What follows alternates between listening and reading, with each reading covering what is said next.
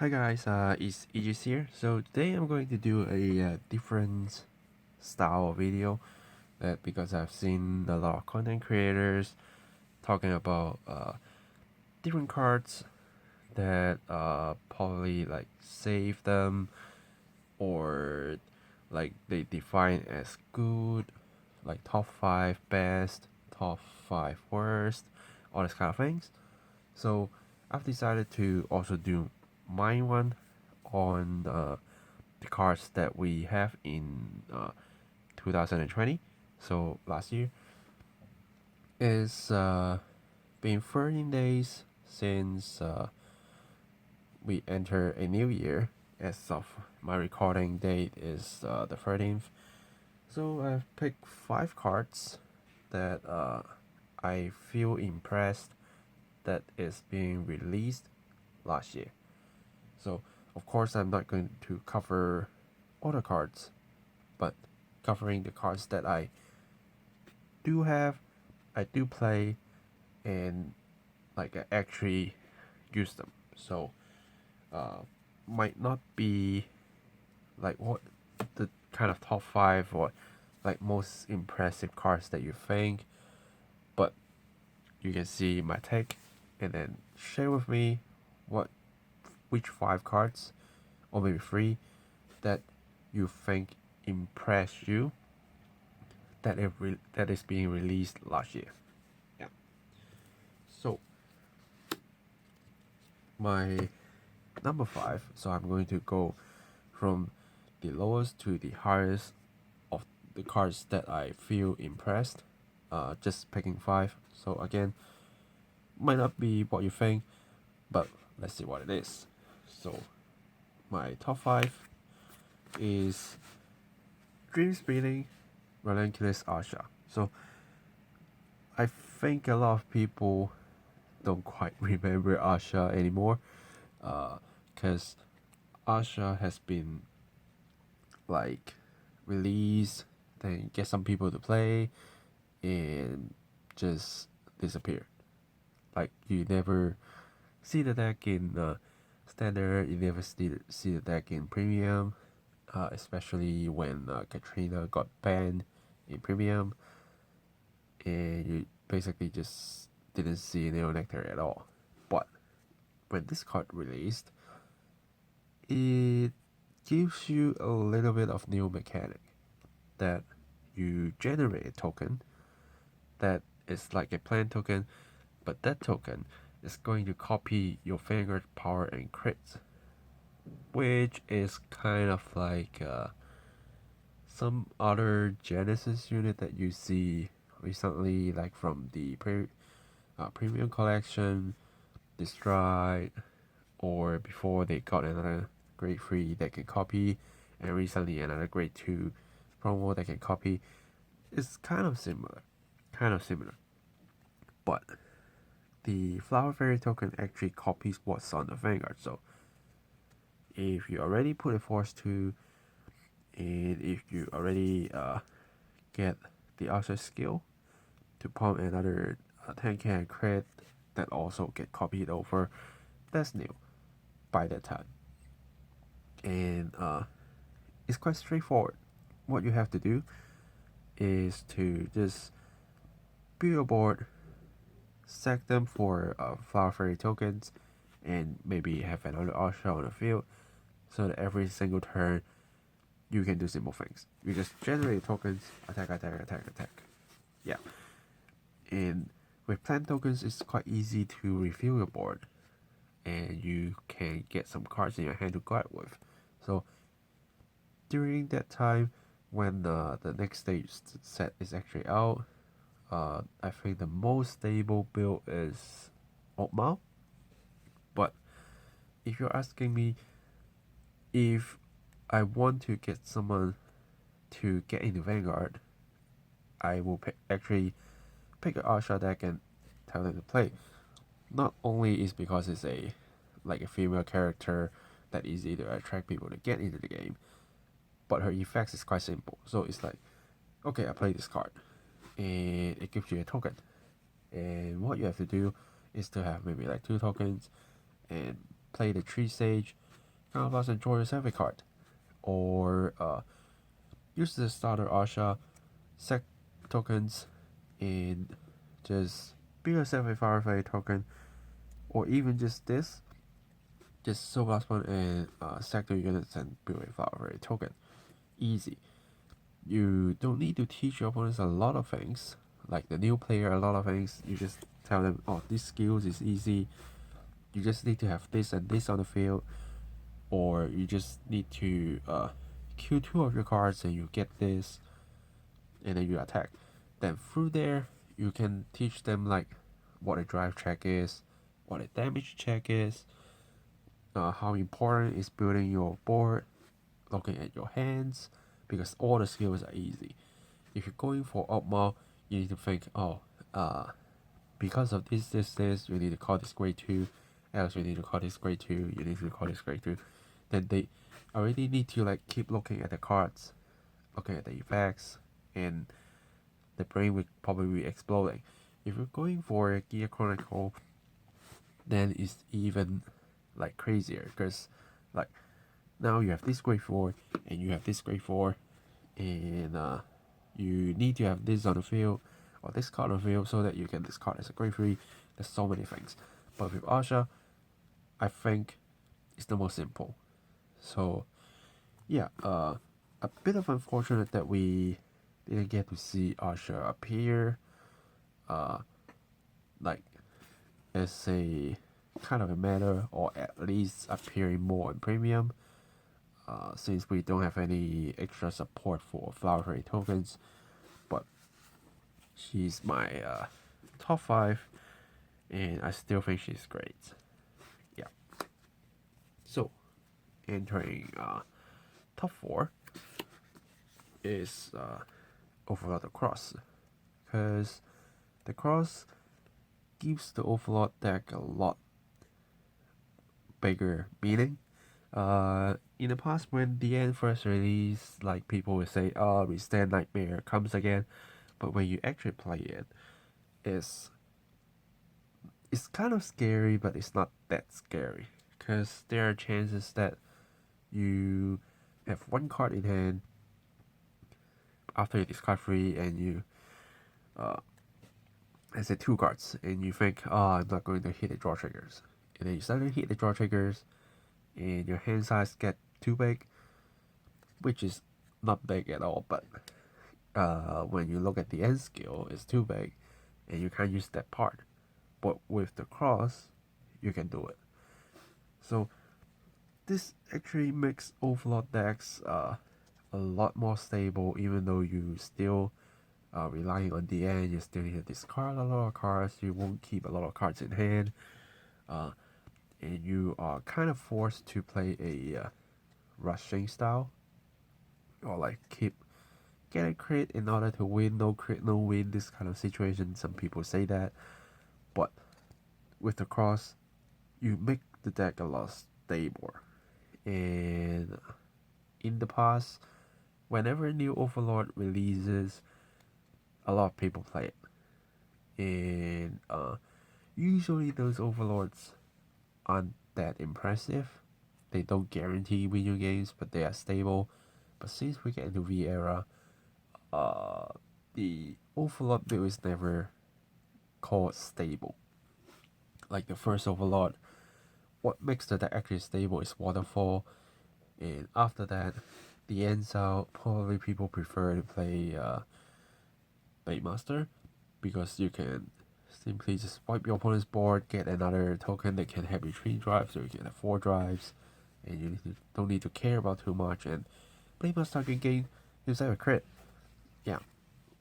So the end is still stable, but now with the Cross, when the Cross like release, it basically almost changed the meta.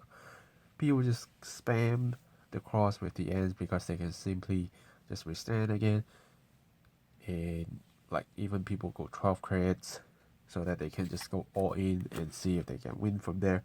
That's another playstyle. So I'm glad and impressed that the Cross is actually introduced, that you can copy skills which makes the deck a lot more room to like do your own development. People can actually make a Overlord the Great mixing with another Overlord, or like the video that I've been posted, a turnabout that you can mix the end and turnabout. In premium, you can actually do a lot of other things with the cross. So that's what made me feel impressed with this card, and then put him as a top 4. In top 3 is Mighty Ovaries Art Black. So Black is another card that makes DP stable in standard, because you can superiorite no matter what. In the past, even if we have like Great Dayusha, it's not stable. You need to do a lot of things in order to pump your Vanguard into enough power, and you can't actually write a new card to use a Great Dayusha skill. So there's a lot of limitations. Even if we do have Dynliner, that's simply getting 20k and a crit, but there are chances that you don't even hit it. Like, you can't pick up a Great 3 and that's it. And you're just stuck there. But with Black, you, even if you can't superiorite, you can still do the search. Like, because the skill requires your opponents to be Great 3 or higher in order to superiorite. But you can still search your Great 3s. Yeah, so that really makes the deck a lot stronger. It makes a lot of different cards like Revive, like Great Dayusha, even though he's keep staying there, but he's more stable. Miracle Beauties, even Gallop relies on Black a little bit before. So this card definitely worth the VR Sport instead of triple rare compared to Gallop, but I guess since Gallop is an old unit, so you just take the VR Sport. But if you ask me, this card actually worth the VR Sport for a lot of reasons, and actually impressed me that how this card brings so many possibilities to DP in standard, and with the mix with the Train Order, you can go to another level, because I've been playing decks with and without Train Order using Black, and I can see the difference. But Black is making a lot of things possible, so I'm more impressed with Black. So top 2 is a Queen Ghidorah. So I myself is a like kind of a Mega Colony main player, so I do have to insert a Mega Colony card. But of course, at the same time, I need to be impressed by this card. So reason why, first one, we do get a new mechanic. The Cradle Marker is fun. Of course, the Cradle Markers got their own weakness, that if the units got bounced, they got bind, they got get into the soul, you can search your stuff. But just having this marker on the field, making your opponent's units like skillless, powerless, that's already big.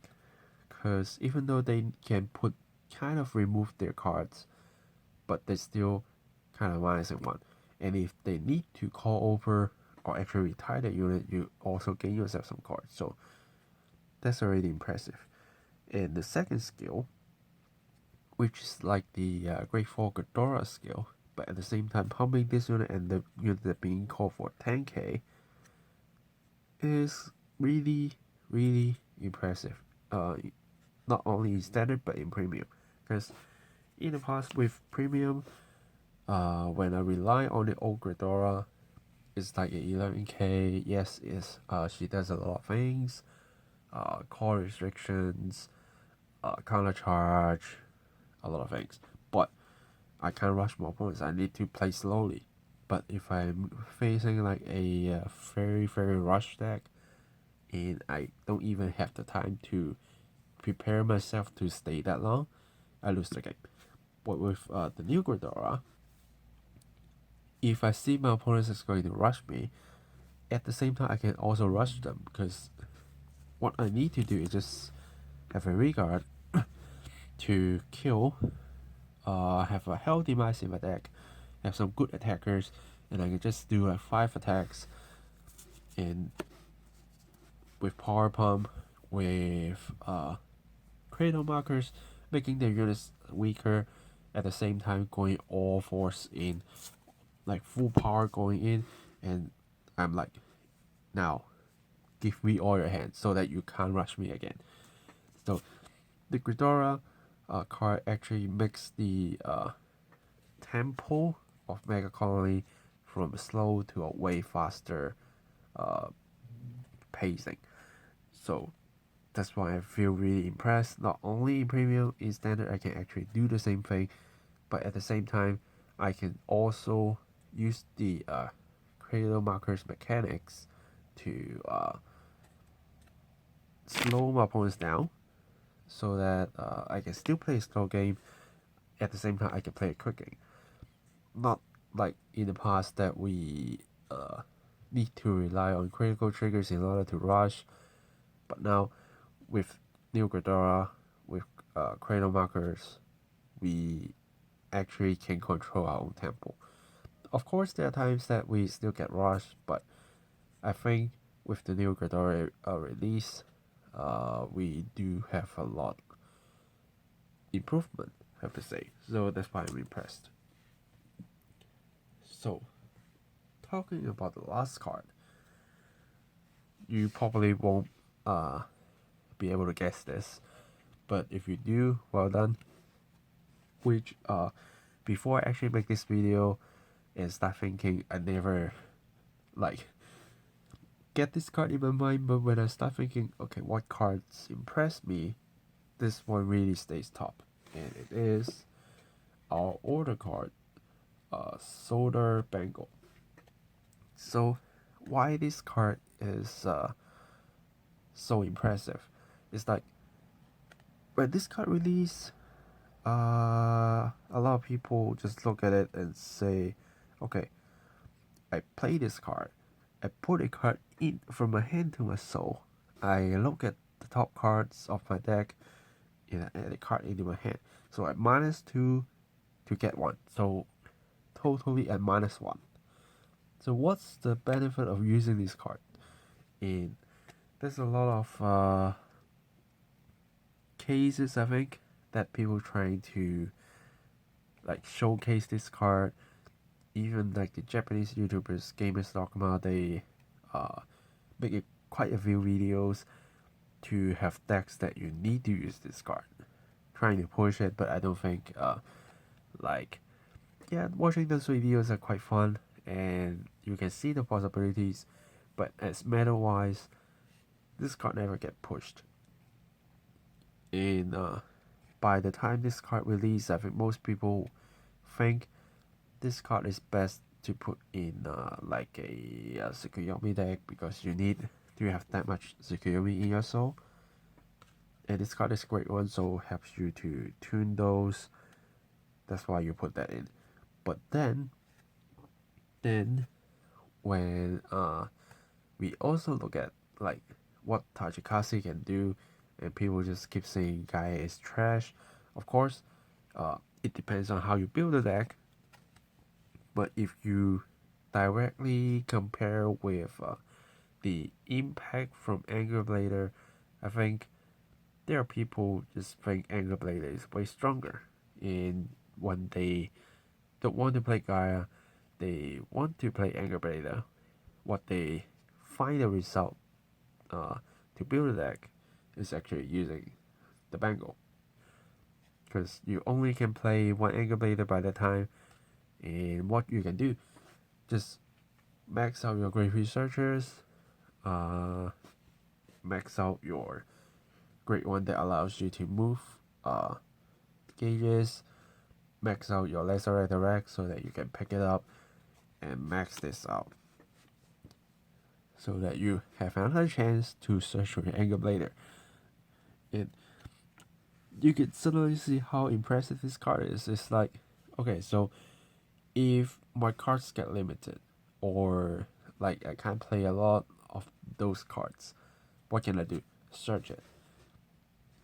In like with Turnabout, you can also use this card because Turnabout requires you to put Soul Blast a lot with the OG Overlord with the cross. So what you can do is to Soul Charge equate to a lower card from your hand. Look at top 3, try to search yourself and under the cross, somebody Turnabout. So many decks that can simply just put this card in and search for whatever you want. This is why I feel quite impressed with this card. That I think there's a lot of different builds that actually fully utilize this card, and you can probably just find them online. Yeah, so that's my top 5. And again, let me know your thoughts. All of them, I actually used them, and I feel happy that they're released. They get released, they get printed this way. Of course, like after seeing so many clan selection cards and seeing Chaos Breaker, seeing Castillo don't have a marker, and Ghidorah released earlier and got the marker. So it's kind of strange feeling, but overall, I'm happy with all these 5 cards that being released in instead of the book. I think this order is actually being used the most, probably. Not counting Quick Shield, of course. Yeah, but that's based on what I see and what I actually play, what I feel. Yeah. So, again, let me know your thoughts. What's your top 5 most impressive cards that released last year? And feel free to comments below. Then I can see what's like your choices, and we can discuss about it. Yeah. So, thanks for watching, guys. Again, hope you have a healthy new year, because this is kind of a new year video, which I released a little bit later. But I still want to put these guys out, give them again some spotlights, some mentions, like Aja, because you don't see Aja that much again. Yeah. So again,